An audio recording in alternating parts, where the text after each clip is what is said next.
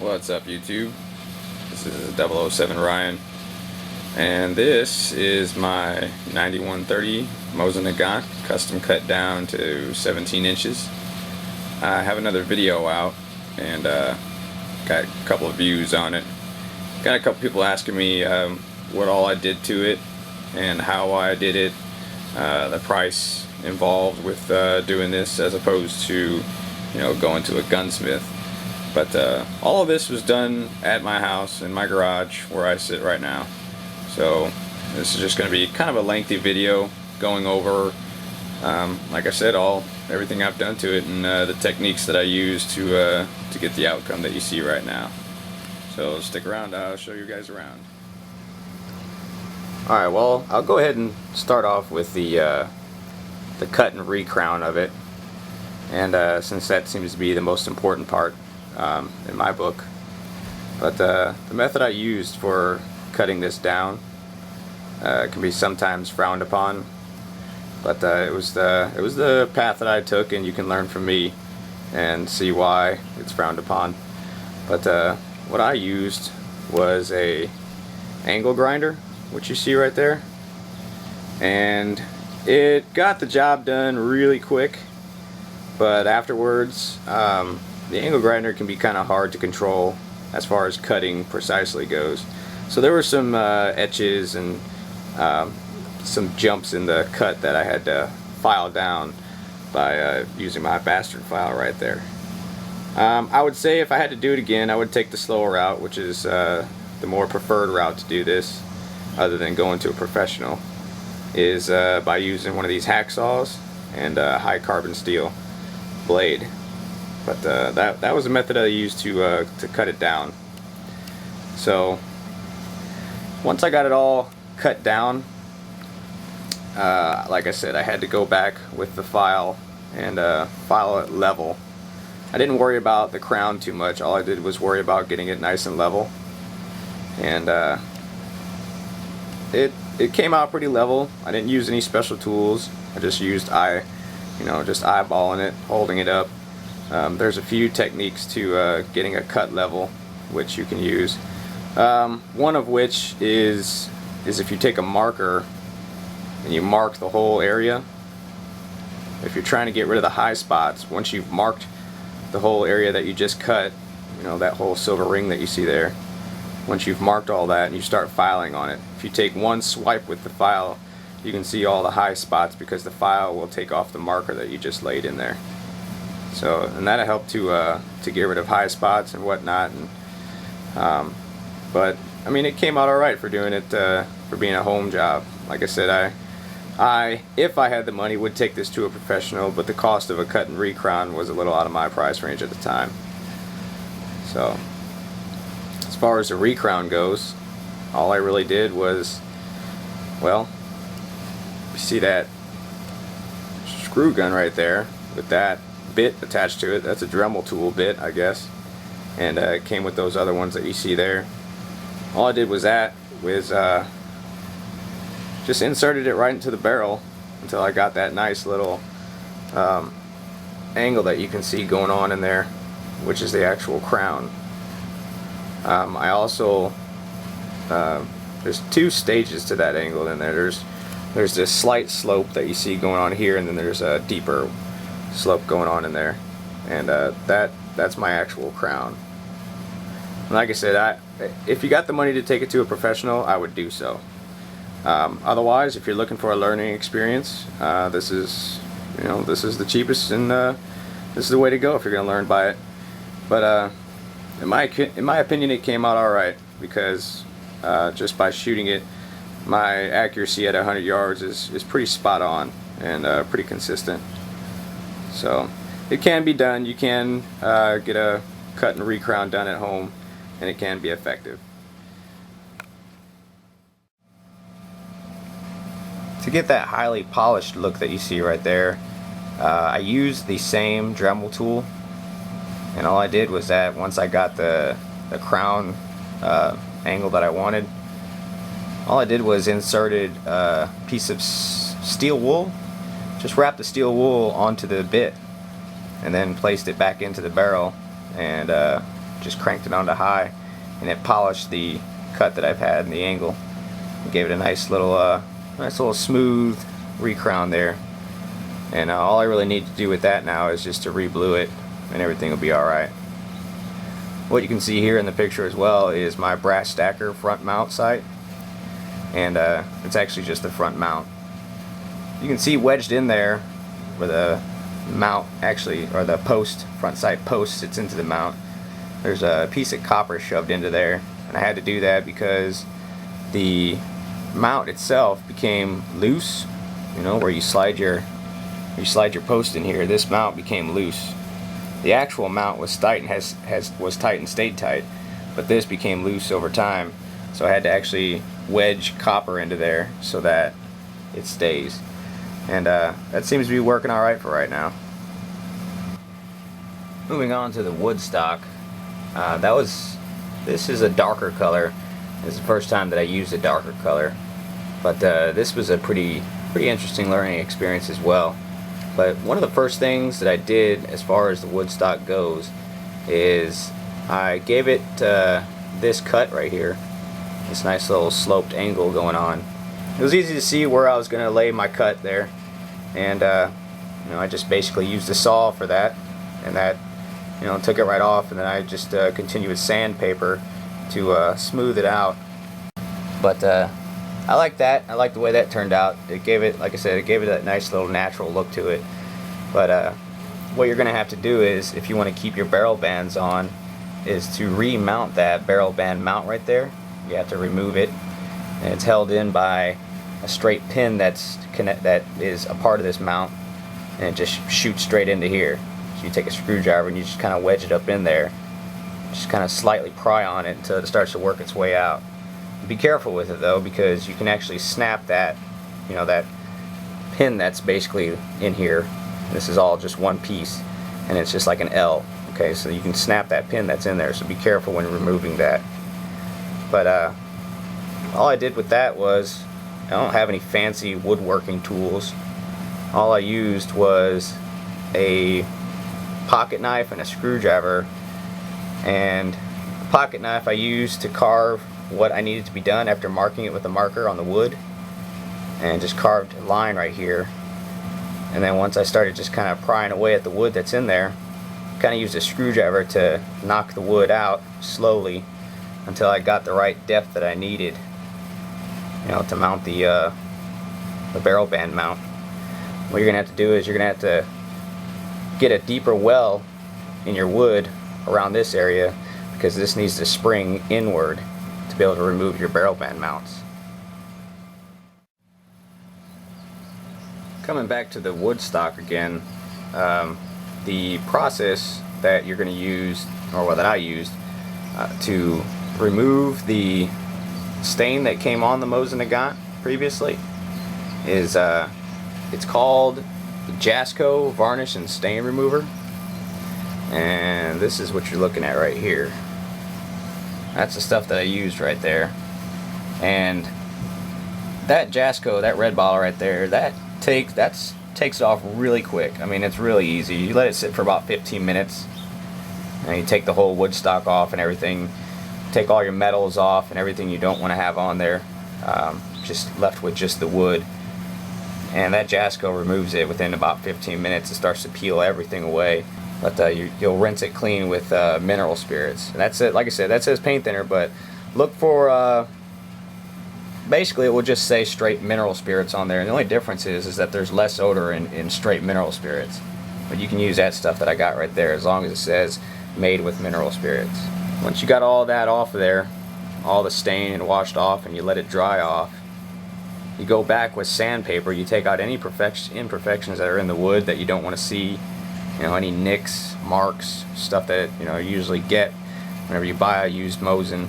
Well, they're all used, but whenever you buy a MOSIN that's been transported left and right and stored away and thrown around, you take it all out with sandpaper, you know, smooth it all down. Then pretty much after you do all that, you take steel wool to it after sanding it down, and you know, get out any gouges that you've created with the sandpaper with the steel wool, and that kind of just buffs the wood to a nice smooth finish. and then you can move on to the staining process. And you can see my stains that I have over there. Those are Minwax products, and the pre-stain is definitely recommended. What the pre-stain does right there is it brings out the grain in the wood instead of ending up with really blotchy color. Especially if you're using a darker color, it really helps for that. But read into the directions on how to use that, but all you do is generously coat the wood stock, let it dry, and then wipe off the residue that it leaves, and then you're ready for stain. And that stain that I use right there in the middle that you can tell, that's Bombay mahogany satin. And there's other shades that you can buy, and you can also mix the shades. Those are all single stage, one step. It'll say one step on it. That's what I used. But if you're going for a one-off color or something like that, you can, like I said, you can get the one stage. As long as they're all one stages, and you can mix them, you know, and get a nice little one-off color, which I've done with an SKS. But this is how the stain turned out, and what you're looking at is about 7 coats, and this is the outcome that you see from 7 coats. And all I do with the stain, you put one nice real thin coat, starting from the top, wiping it with whatever, you know, rag, something smooth that you have laying around, and you wipe it all the way down, all the way to the bottom. Get one even thin coat for your first coat, and then you let it sit overnight. This is a long process whenever you're doing this, because after each coat you actually have to let it sit for 24 hours before you can mess with it again. After that 24 hours goes by, you come back with steel wool, real fine steel wool, and you just kind of buff what you just laid on there. And that helps to kind of even things out, any high spots you have. So after you, you know, get the steel wool on there, that you wipe it down with a tack cloth, or what's called a terry cloth, I believe it is. And that gets rid of any steel wool fibers that are laying on there that you just used. You want to make sure you remove all that stuff. Otherwise, it'll show in your next coat. You know, you'll just basically bury it with your next coat, which you don't want to see that.